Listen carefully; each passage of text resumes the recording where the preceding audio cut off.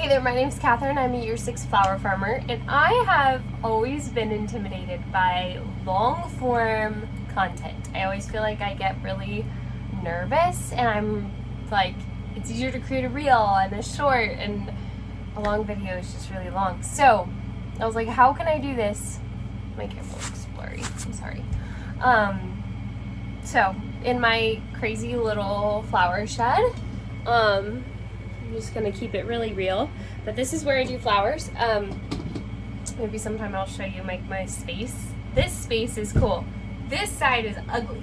So video wise, I feel like I've put everything, this is to block out the sun so it doesn't get too hot in here. Air conditioner's running. So the sound's not gonna be great because my microphone is broken. And I've been reading all morning and I got flowers. Anyways, so I want to talk to you today, not because I'm super smart. I'm not Lisa Mason. I'm not got it all figured out, but I've tried a lot of different things in my 6 years of flower farming. And I was like, you know what? I could share these experiences with some of you. Most likely if you're just getting started and you're like, hey, I want to try this. I've tried a lot of things. I've done a lot of things. I've supplied grocery stores, I've done U-Picks, I've done photographer rentouts, I've done weddings, I've done flower stand model, I've shipped flowers, I've done subscriptions, I've done deliveries, I've done custom orders. I mean, it's just like so many things. So, yeah. So I want to share with you today I want to talk about photographers. So I'm going to go ahead and get set up with flowers. As I'm doing bouquets, to multiply my time, something like that. Whatever it is, use it for two things, kill two birds with one stone. That's it. I'm gonna make bouquets and talk to you about renting the farm out to photographers. Okay, I'm all set up, so here we are. I'm gonna jump into that's gross. Jump into renting out the farm for photographers.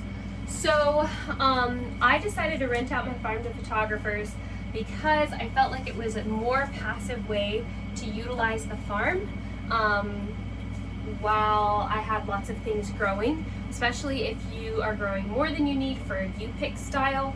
I felt like that was the best time when I was doing U-Picks to rent out the farm for photographers. That worked the best because I was having massive amounts of rows of flowers blooming all at the same time. So one thing I would say is, so my first time doing it, I basically have people contact me and be like, hey, I want to rent the farm, for an hour, and I charge $1 per minute every time they're there.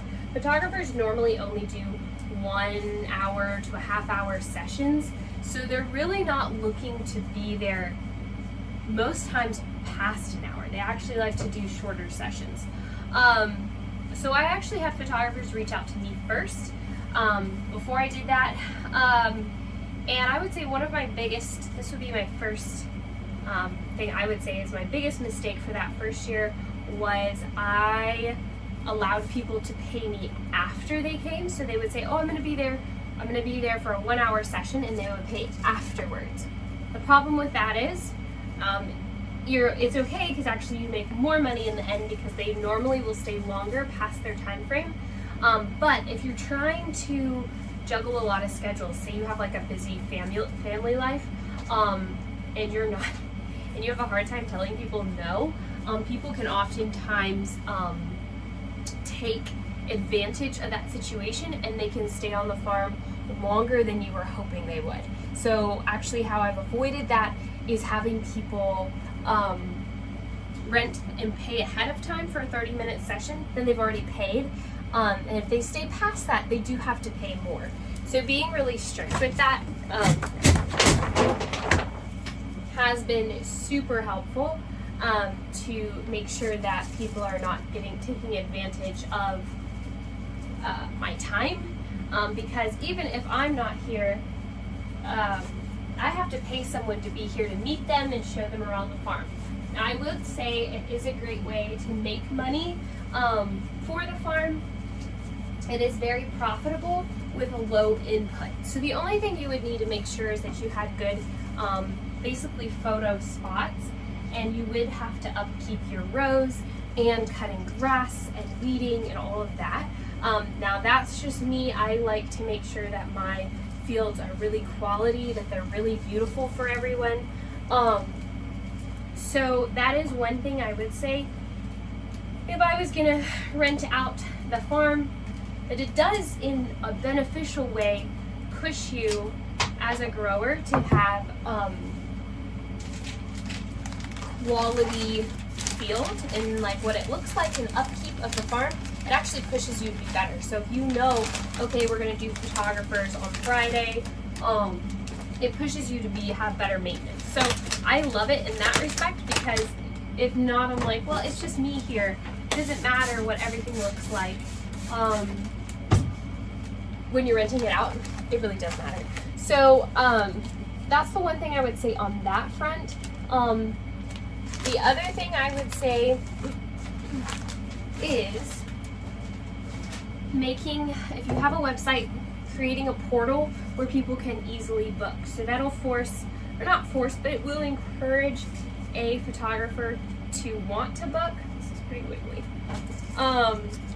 Because it's easy for them to book. So the easier you make the basically their ability to book your farm, the more people are going to book it. So I have a booking link. I use Wix, and I go through bookings, and then I'm able to put in policies. So if you have a policy where you're like, hey, we only approve this kind of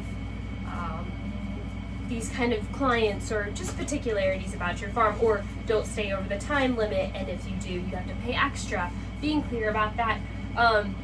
A booking link, I would say, is a huge benefit, and I have loved it. That way, like I said, they pay in advance and they don't stay over their time frame. Now, that is another thing, is being really sticking to your agreement. So if someone is staying past their time, you do have to be really tough with them and say, hey, your time is up. Did you want to, book longer? Now, if you don't care if they stay longer, that's up to you. The other thing is creating really rigid guidelines for staying around the farm. Photographers can sometimes take a lot of freedom with the space, and I have had to deal with that, where our home is on the property and having to tell them, hey, you can't go over there. This is my parents' property. They don't want people in their front yard or on their swings or on their porch. You need to ask. So just setting really clear guidelines, because photographers see a nice space, which is a part of their craft. I totally understand. But keeping them in line, you have to be pretty tough. If you do see some of that happening and you want to keep those guidelines, some of us, are just like, hey, whatever, that's what they want to do, no big deal. That's up to you. That's just something I would say as a flower farmer I have noticed. So the other thing I would mention is creating a policy. So depending on what your standards are, there is, in the fashion industry and a photographer industry, hold on. There is more lingerie photos and all of that come out in this photography industry. So I would definitely suggest, if you have a problem with those kind of things, say you have an event going on, someone did book a photo session and they had some kind of lingerie session, that you make sure that you're setting a policy for those, or just clearing it with the photographers before they show up. Like, hey, I don't know what kind of photo session this is, but we ask that, basically you don't do these certain things. Look how beautiful that is. Anyways, so yeah, so I would say that's another thing to keep an eye out for. I would say that the most favored rows are actually just like really clean areas, easy accessible. But zinnias are really popular, and sunflowers are really popular with my photographers. I do try to, what I love about having photographers is that you get quality photos of your farm, and if you ask them like, hey, can I use this photo, or can you tag me in a post, it just makes your farm more interactive with the community and with all kinds of people. So I do love it for that particular reason. I think that it is a benefit to your farm. And so, yeah, so I would say overall, especially if I was doing a U-Pick farm, I would definitely consider opening for photos. I don't think it's that big of a hassle, but there are a few things that, you know, photographers taking certain liberties or whatnot, that can cause, you know, maybe something to think through, but I don't think it's anything that I wouldn't do, which I still do, just on a smaller scale recently, just because I don't have time to push photographers to be here.